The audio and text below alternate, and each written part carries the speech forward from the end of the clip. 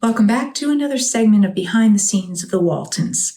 Today I'm going to be talking about the next episode from Season 8, which is Episode 19, The Inspiration. It was written by E.F. Wallengren and directed by Ralph Waite. We have two storylines going on in this episode. One of them revolves around Miss Mamie Baldwin. She has been having trouble with her eyesight. It's been getting worse and worse. She's fearing that she is going blind.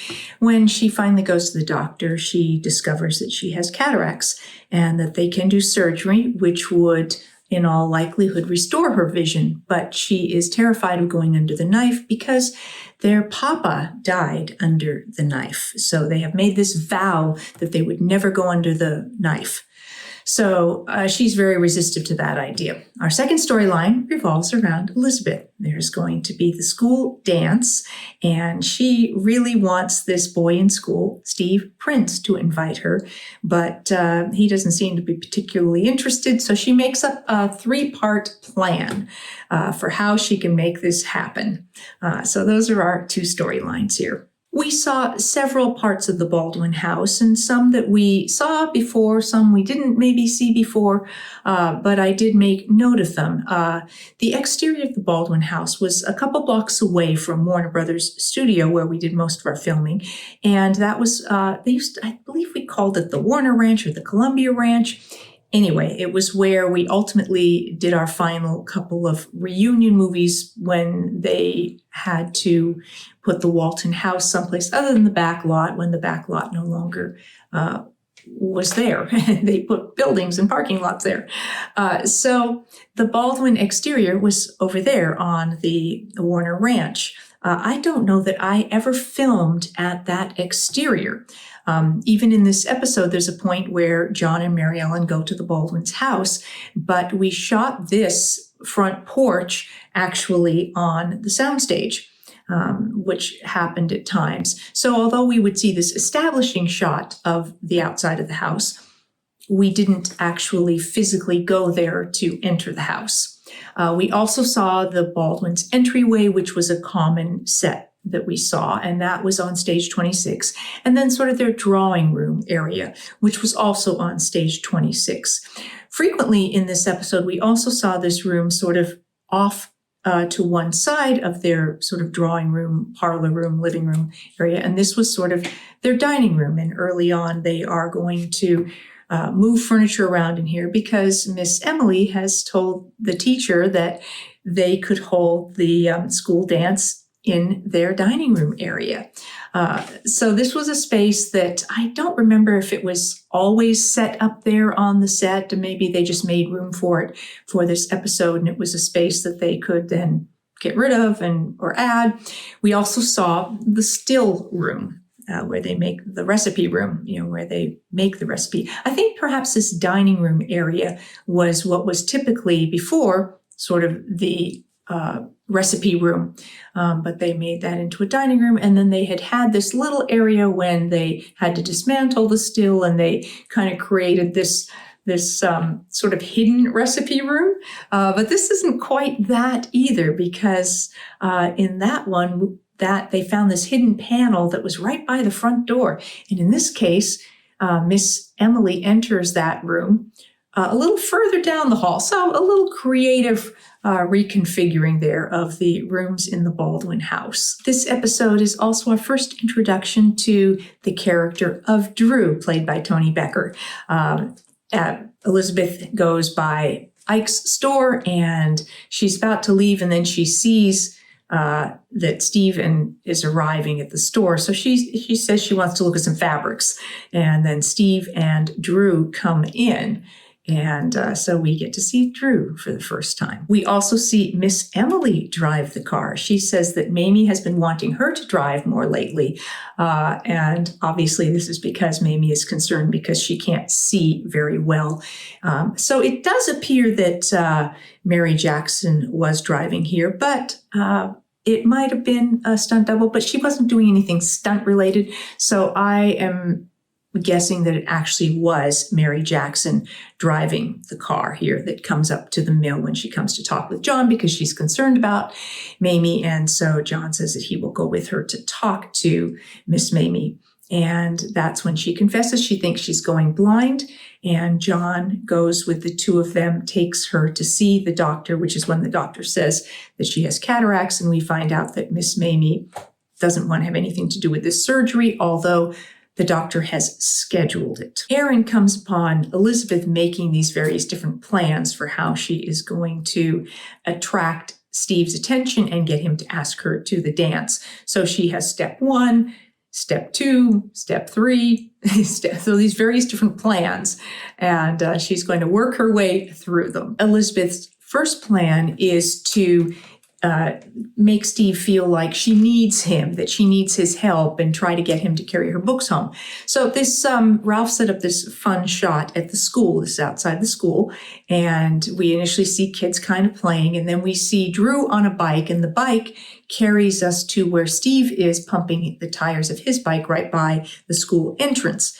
And Elizabeth comes out with Serena and tells Steve that she's having trouble with her math homework. And did he understand it? And he said, yeah, it wasn't that hard. So she says, well, maybe you could help me. And he's kind of like, well, I don't really have, I'm going with Drew.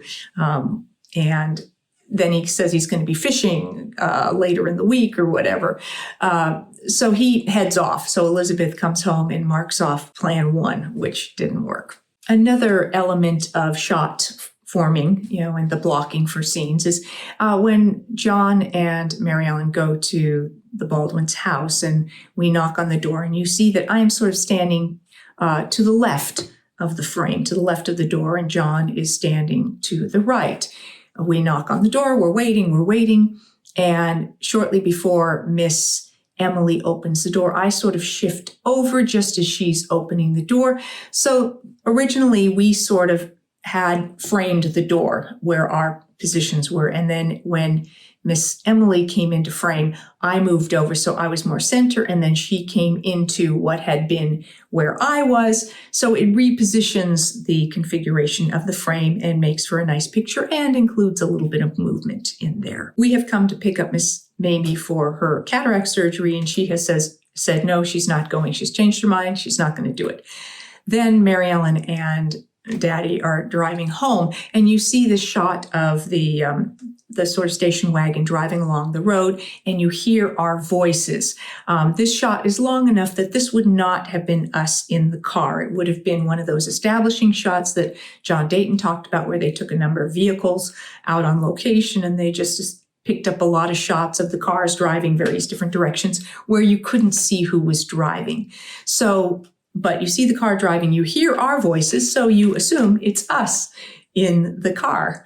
And then when they come into the interior and you see us, this was done on the soundstage with what we called a process shot, where the car is sort of sitting in wheel well kind of things, and there is a screen is behind the vehicle in this case, and it's projecting footage of the road going along, and then we have someone holding a branch that goes in front of the light to make it look like we're driving past trees, and then you have big guys with levers with a sort of basically like a 2x4 or whatever that are kind of gently bumping the car around so that it looks like we are moving along a road.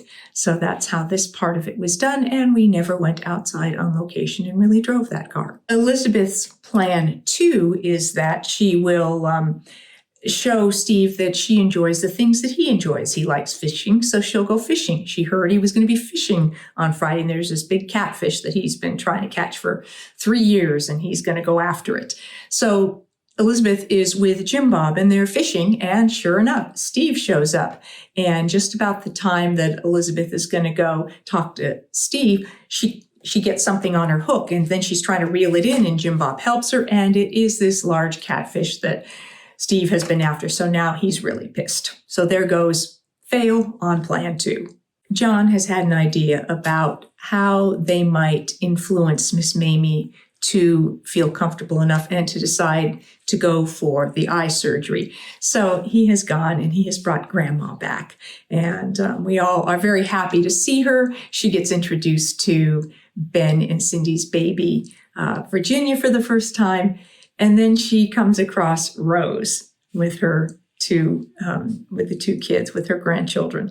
And Esther is none too happy to see Rose there. And John talks with her later and says, look, I know you're not happy about this, but we need them. We needed them. And they had nowhere else to go. So Esther, but I think she felt a little like her place was being usurped there. But she is here to help Emily and Mamie. So he takes her over to see them and says that she's going to basically stay there and help take care of things, help them around the house, and help Miss Mamie. Elizabeth's plan 3 was to hint to Steve about the dance, and she's outside Godsy's, and she does do that. But then all of a sudden Norma is there, and it's clear that Norma and Steve are together. So Elizabeth realizes that she has failed, and plan 4 is give up. And around that time, Ben comes to talk to Elizabeth, and they have a really sweet scene together. He's being a really good big brother. And he tells her that Drew is there to talk to her. She doesn't want to talk to him, but she goes down, and Drew basically asks Elizabeth if she wants to go to the dance. And she said, well, I'm your second choice. And he said, well, I'm your second choice too. So, look, we've always been friends, and we can just go and have a good time. So she agrees. And so they are going to go to the dance together. Esther is out in sort of the patio area with Mamie and Emily. And although she can't say a lot, Mamie's kind of talking about how Esther learned to live with her disability, and she'll just have to do the same thing when she is blind. And Esther says basically, no, it's different, because she holds up she points to her arm, there was no hope. But then she says to Mamie about her eyes, there's hope. And a little later on, she gives Emily a blindfold, and she has her put it on. And Emily thinks, oh, we're playing a little game. And she spins her around, and then Emily's very disoriented, and she's like, no, I'm scared, and please stop this. And when she takes it off, she realizes what Esther was talking about, that, it's going to be very frightening for Mamie and to be blind and to be that disoriented. And so she begins to recognize that perhaps she's being selfish in not encouraging Mamie to have the surgery, that just because they made this vow to each other, Papa he was gone already. And perhaps their vow to take care of each other also could include doing what is best for Mamie. So it's a very poignant sort of a story there that Esther's able to help them come to that conclusion. I thought the school dance in the Baldwin's house was adorable. There's lots of very awkward dancing, and I'm sure Ralph loved that when he was directing it, because it's real, and the kids looked awkward, and they looked bored, and they looked uncomfortable, and all the things that young people at that age and at that time period, I'm sure, felt. Meanwhile, Drew and Elizabeth are having a really nice time, and they're doing better dancing. They're not stepping on each other's toes. Corbeth has said that she's chaperoning, and that she has told them that they shouldn't be dancing so close, and she keeps trying to sort of separate them, but they're like, hey, we're comfortable that close.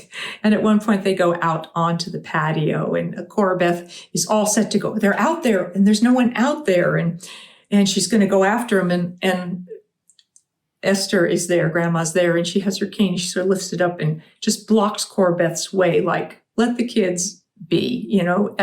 Esther trusts them and knows that nothing's going to happen out on that patio. It's going to be innocent.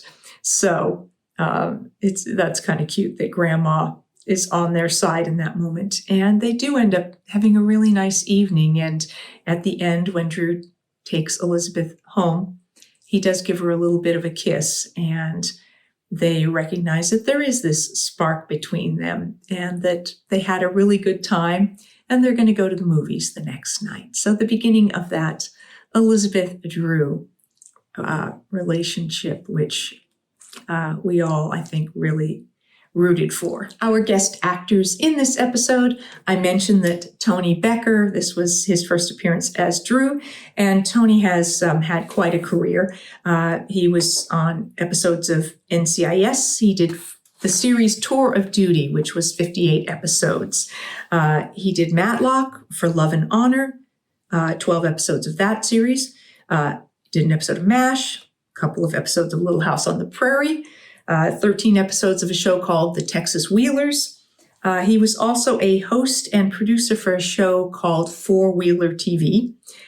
And he did 8 episodes of The Waltons and then 2 of the reunion movies. He did several of the reunion movies. He did A Wedding on Walton's Mountain, Mother's Day on Walton's Mountain, a Walton Thanksgiving reunion, a Walton wedding, and a Walton Easter. So he really only missed one of our reunion movies. Then Philip Linton played Steve Prince, and he did a fair bit of television when he was younger. He did Quantum Leap, 21 Jump Street, Who's the Boss, Hunter, The Facts of Life, and then he was in 2 episodes of The Waltons, The Inspiration, and in season 9, The Carousel. Sadly, Steve died at the age of 28 from AIDS. And then Becky Pearl played Norma, and she did episodes of Falcon Crest, Knight Rider, Airwolf, Hero High, 26 episodes of this show called Hero High, which I wasn't familiar with, but looks like she played a cheerleader. And then Arthur Hansen played Dr. Canfield.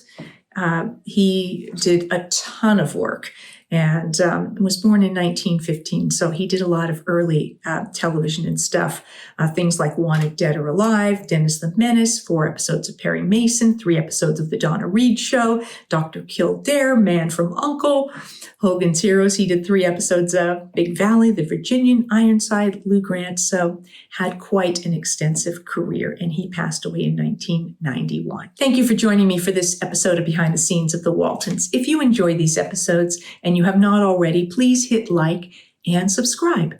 And I will be back for more Behind the Scenes of the Waltons and more of your questions with an Ask Judy and some more special guests. Who knows? Thanks for watching.